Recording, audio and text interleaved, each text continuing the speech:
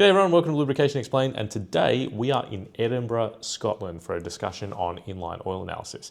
Now, I've been pretty open over the last couple of years about trying to kind of push the idea that oil analysis is not just one thing. It's not just taking samples and sending them to the lab. As valuable as that is, right? I still think that there's always going to be a place for lab-style oil analysis, so much so that I'm kind of opened my own lab recently. Now, having said that, I think that other forms of oil analysis have kind of been undervalued up until this point. And in particular, there's a range of inline sensors which have been coming to the market in the last few years, which I think fill an incredible gap. Now, one of the downsides with lab oil analysis is its frequency, right? So if we're testing, very frequent would be once a month, but typically most people are testing industrial assets once every 3 to 6 months. And that makes us blind to the condition of the oil for very, very long periods of time. So for argument's sake, if I do a top up and I've topped up with the incorrect oil, I may not see that in oil analysis results for 2 to 3 months, by which time, if a failure was going to have occurred, it probably has already occurred and it's too late.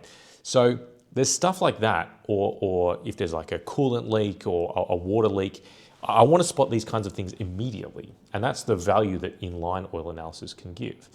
The issue with inline oil analysis has been that the technology has always lagged behind lab oil analysis until now.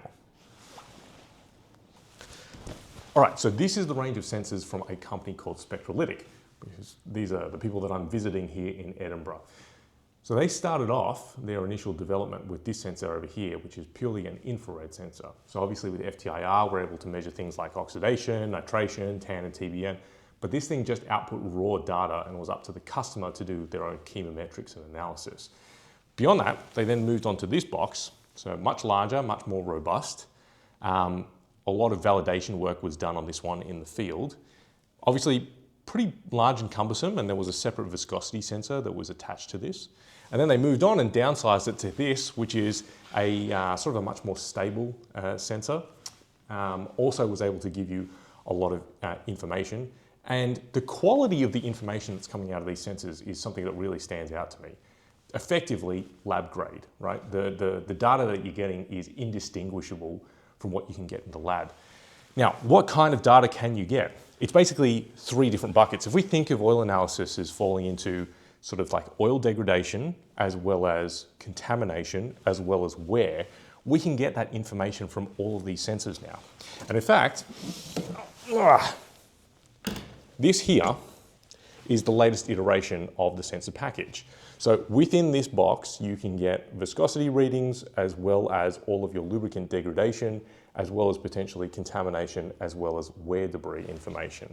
This all comes in a single box called the FluidInspect IR. I think this model is the Plus.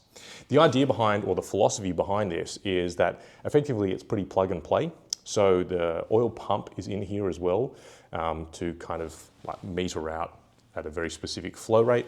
I think it's about 500 mils a minute it takes over a 5-minute period. And the one thing about these is they need to be installed in bypass, so they're not installed in line. But the idea here is, now that I've got a screen, I can get real-time readings on things like my particle count or the oxidation level. The other thing that I can do is I can get taken through the setup process. So just like you open a new phone and it takes you through the setup process, this is exactly the same here. I really, really like these sensors because I think this kind of represents the future. So where's the value here? Because let's be honest, right? Inline oil sensors are always going to be more expensive than lab oil analysis is. So what is the true value here? I think for high value assets, this is absolutely a no-brainer. So if you've got a gas turbine, steam turbine, large compressor, even large hydraulic systems, large diesel engines and gas engines, these things, in terms of the value of the asset, it makes sense that you want more data density. To me, let's say, for example, on a gas turbine, the infrared sensor in combination with a particle sensor, for example, and as well as a viscosity meter, will give you viscosity, tan, water, amines, phenols, and a particle count. And imagine if you could get those on an hour-by-hour basis, then being able to tie those to inline vibration readings, as well as inline bearing temperature, as well as operational parameters, all of a sudden you could start to build machine learning models to become much more predictive about, let's say, for example, the condition of the bearing in real time.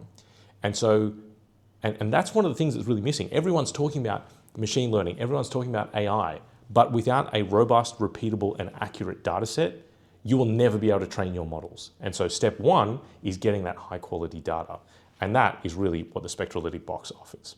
Hey, it's Rafe from the present. Although I recorded that part of the video in the UK, I've had a bit of time to sort of sit on it, and I've realized that there's a few other value propositions to real-time oil analysis versus the standard oil analysis that we typically see through the laboratories. First of all, it eliminates all of the issues around sampling, of which the more you think about it, the more there are. So as an example, with standard sampling, we know how challenging it is to take samples with, frankly, good hygiene practices. In MLA1, we call this the signal to noise ratio. So there's a certain amount of information we want out of the sample. And then there's noise, which comes in via contamination from the bottle, contamination from the environment. All of that contributes noise to the signal. We know how many samples are mislabeled. This is very common, unfortunately, in the field. And as a result, when they get to the lab, they're not assigned to the correct asset. We know that laboratory mistakes do happen, right? They are relatively rare, but I've seen instances, as an example, where when you feed samples into an ICP machine, for example, they're often fed in a tray of like 100 test tubes.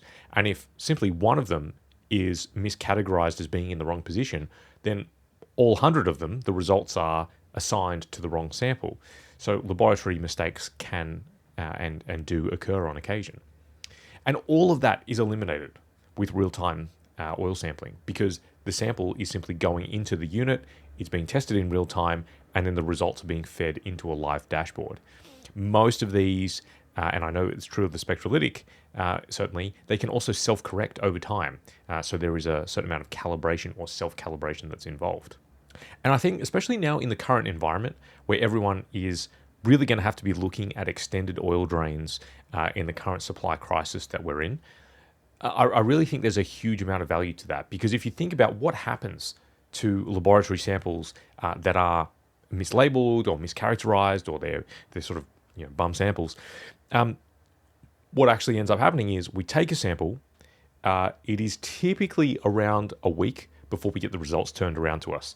That's very typical in Australia. I can't speak to the rest of the world, but by the time you ship it to the laboratory and they do all their testing, it's probably about a week before the result gets returned to you. And if we then find out that that result is maybe irrelevant, or it has been mischaracterized, or there's some issue with the sample, now we're looking at resampling, and it's another week to get the results back. And that 2-week window, we miss a lot of information in that 2-week window. So that to me is actually going to be crucial in this next few months as we start to look at extending oil drains safely. I do think that real-time oil condition monitoring is a really good solution for that purpose. Now let's talk about the future, and I'm really excited about the future here. Just to give you an idea, this was developed in 2018, and this is what the system looks like in 2025. So we've gone from effectively a prototype to a fully commercialized lab in a box in the space of about 7 years. That's an impressive rate of progress. The other thing that really excites me for the future is that this is kind of like fully validated now. We know that the data quality that comes out of this box is incredibly high, and it's basically lab grade. We know that the customer experience is also really, really good because it's all been validated in the field. So what's the next step? The next step is about actionable insights from the data, and that's where I'm hoping to help Spectralytic out. So it's about turning some of this data and saying, what does that mean for the customer? At what point should they intervene? At what point do they need to dose with a solvency enhancer, do an additive top treat? At what point do they need to apply a kidney lip filtration system? All of those kind of actions, I think, are what comes out of the really high quality data.